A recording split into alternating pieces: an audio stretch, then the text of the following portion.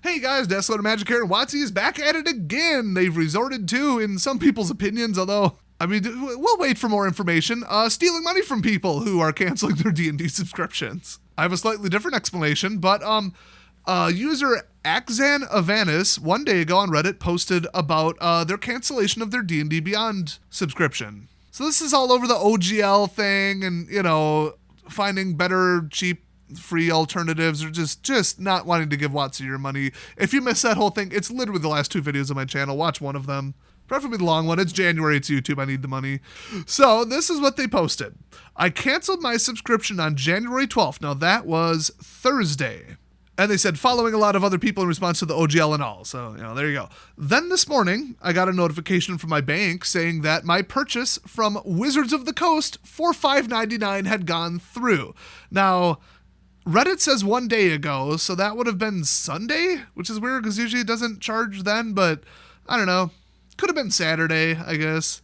And remember, even though I'm still working today, today is technically a federal/banking holiday in the US, but still, the charge went through sometime. So they go on to say, obviously, this is a problem. I have my receipt for the charge, but I also have an email saying it's canceled.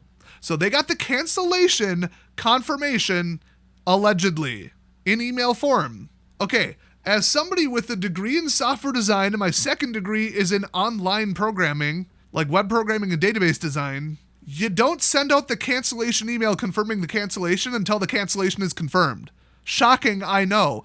That's just order of operations. It's really simple. Now, they didn't say when they got the cancellation email. So they say, I just put in a ticket, and they didn't specify if it's a ticket with like D&D Beyond support or WOTC support or their bank. But they did say, we will see what happens, but in the meantime, I suggest everyone keep an eye on their cards. I guess they mean like card history, charge history, and maybe try locking them when your subscription would normally renew. When you have to lock down a card for a day to prevent WOTC from stealing from you, that's pretty bad. Also, that's not usually how you do it. You just block them at the vendor level, but you can just call up and say, don't let this one entity charge me. So like this person, yeah, they don't work in banking and e-commerce, I get it, but it's Reddit. Half the people in the comment section allegedly work at a bank, including the top rated comment, which is incorrect. And that username sounds familiar and it sounds very WOTC apologist. That's all I'm going to say about that. So their unsubscribe system has been so pounded, their support ticket system must be just absolutely destroyed at this point.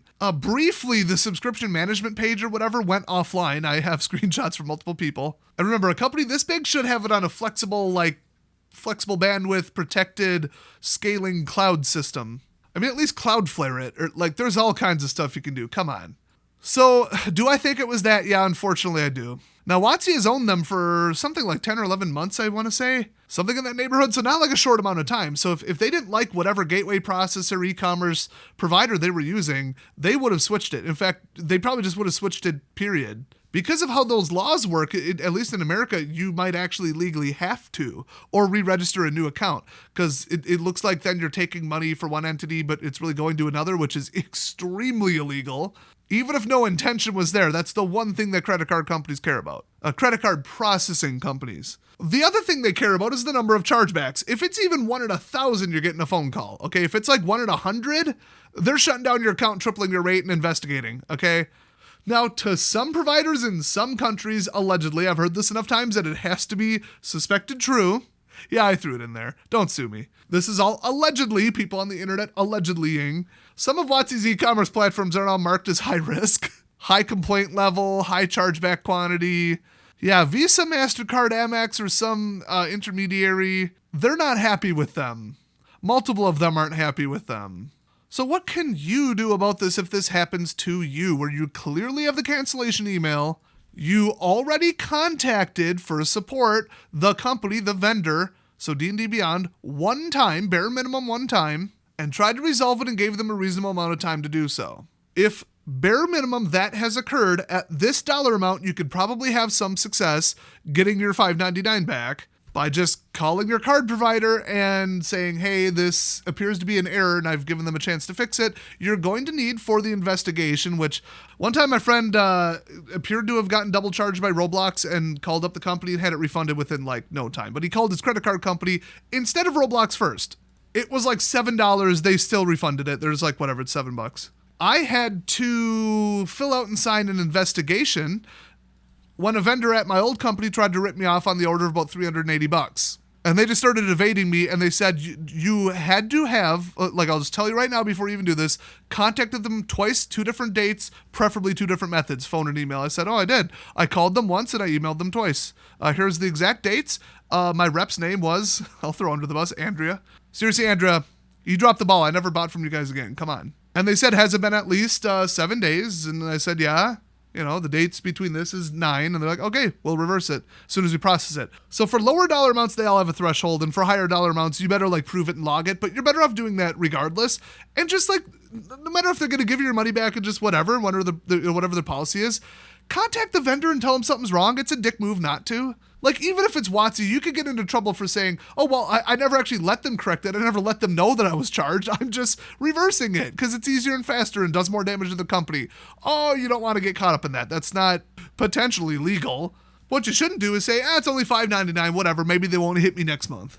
So like I said, step 1 is like contact them to try to resolve it. Maybe you missed a terms thing where you got to give them 72 hours notice, or it's too close to the renewal, or I don't know. Maybe they just made a mistake and they'll correct it. They'll reverse it on their end. Then within a reasonable amount of time, if you don't get a response or if they deny it and you still think you're in the right because you're like, I got the cancellation email, and they're like, no, you didn't. We don't see it canceled on our end. Make sure you're not making a mistake. Obviously, you don't have like 2 accounts or accidentally canceled your brother's account or something. But at that point, don't just let it slide. Don't say, ooh, chargebacks are scary. Ooh, they're warning me that if I'm lying, it's a federal offense. It's $5.99. I'm just going to run away. No.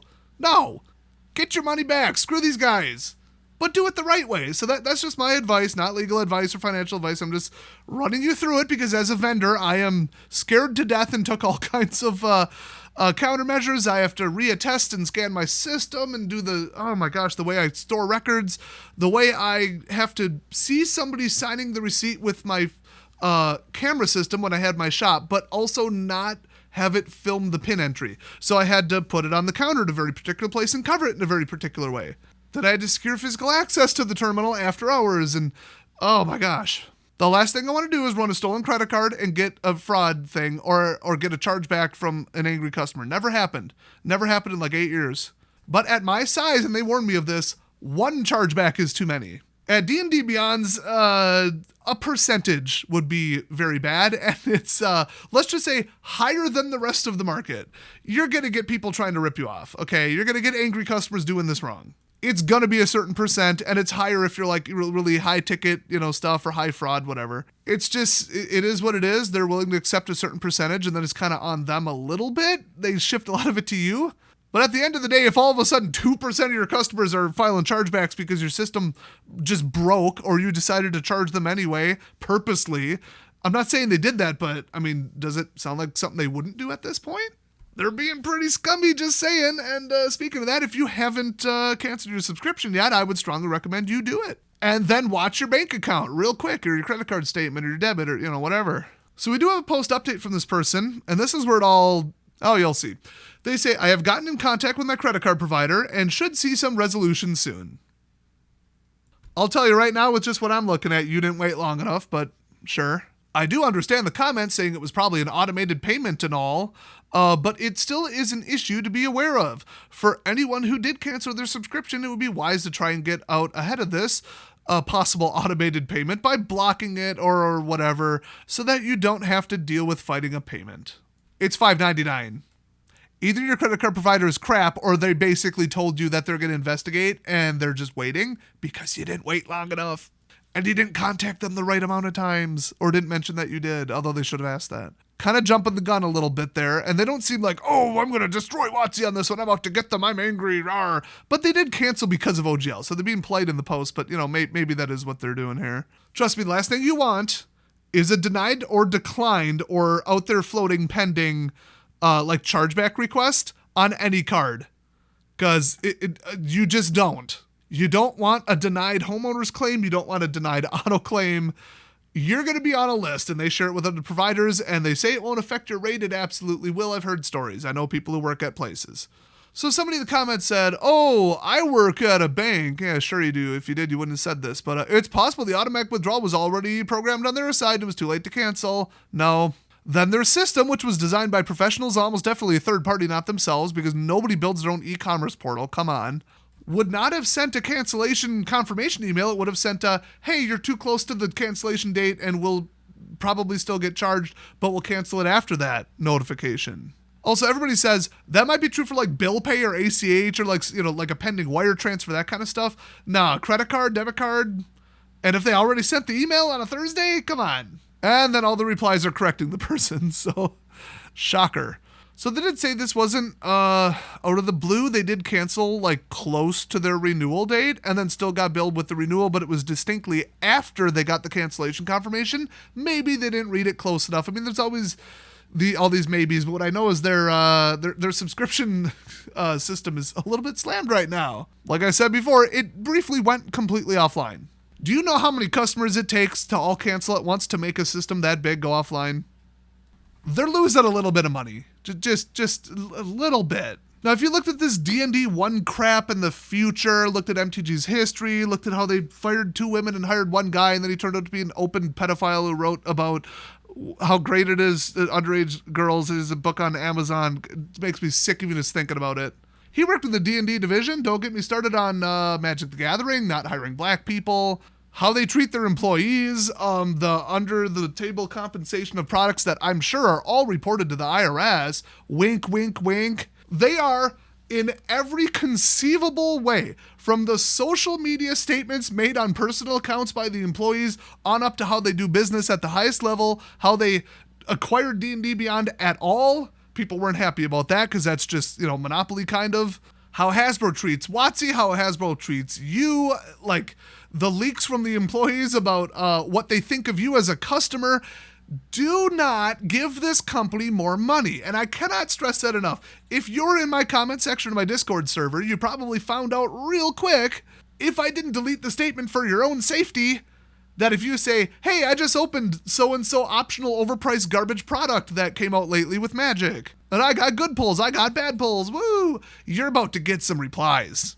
And they're not going to be polite. There is basically like an unofficial, uncoordinated boycott of these douchebags. And I'm not talking about just the last 3 years of people quitting MTG and just, all that. Like, nah, dude. People are done giving Wizards of the Coast and Hasbro their money after this many screw-ups. It's very clear what type of company they are, not to mention their politics. I mean, personally, I don't buy anything from anyone in Seattle, or Portland, or San Francisco. If I find out that's where one of my vendors is from, they are no longer my vendor. Everybody say, gee, that's a little extreme. I'm doing something. I'm voting with my wallet. When it comes to people running any business like this, either just in a greedy, immoral way, or in like a far left, we hate our customers way, or in an antagonistic, we hate gamers way, or everybody watches this movie, better not be white, Hollywood crap, where they all just kind of get together with their own kind in their own city, in their own community. And they're like, yeah, this would be great. Yeah, pushing our social policy, pushing the way we do business. Yeah. And then what? It lost $100 million. What? All of our customers canceled? We have to go bankrupt now? We have to close? What? We need companies like that to say what more often. We need to accelerate this. They need to be taught a lesson. You as a customer don't owe anyone anything, okay? Get up and leave. And the get up and leave is strong right now with WOTC, okay? They are not getting 1 penny of my money. Every time I open up Arena and just run drafts for free and beat people with abusive, obnoxious, horrible speed decks, and I don't play Control, I at least have some standards, but just custom server time without giving them a penny for years, I'm actually losing them money. I'm not doing it on purpose and they're welcoming me to do it, but like, if there was a legal way I could come up with to somehow cost them more money, I would do it. So we're not just into, I'm boycotting them, I'm going somewhere else, I'm taking my money somewhere else, or, the next 2 years of economics are going to be a little rough, FYI. You should just have a little money to yourself and not be buying stuff you don't need unless you're just that rich. Little friendly advice from my other channel. No, not the gaming channel, my 4th channel. But I'm not saying, you got to be so disgusted with WOTC that you can't even play 3.5 with your existing products or your existing books, with your existing play group. No, you do you, okay? It's just like I tell people, go play fun, enjoyable Magic. But pretend the last 3 years of Magic the Gathering didn't happen, and then go play whatever you want. You aren't going to say, WOTC products, horrible. If that's your opinion, go for it. But you don't have to boycott the game by boycotting the game. You just have to boycott giving them money. There's a very, very distinct difference between the two. Now, I would never go so far as to promote piracy or intellectual property theft, counterfeiting, any of that, like buying counterfeits from overseas or whatever for Magic and playing with them, or like even Sharpie proxies or downloading the widely pirated D&D books as just PDFs without paying them a penny. I think that's going a little far, especially since YouTube rules. But hey, thanks for coming to this video. Can't wait to hear about Hasbro's bankruptcy, and I'm sure their stockholders can't wait to hear about their Q4 2022 report. It's probably due out any day now. You know I'm going to cover it, so subscribe if you don't want to miss it, and I'll see you guys next time.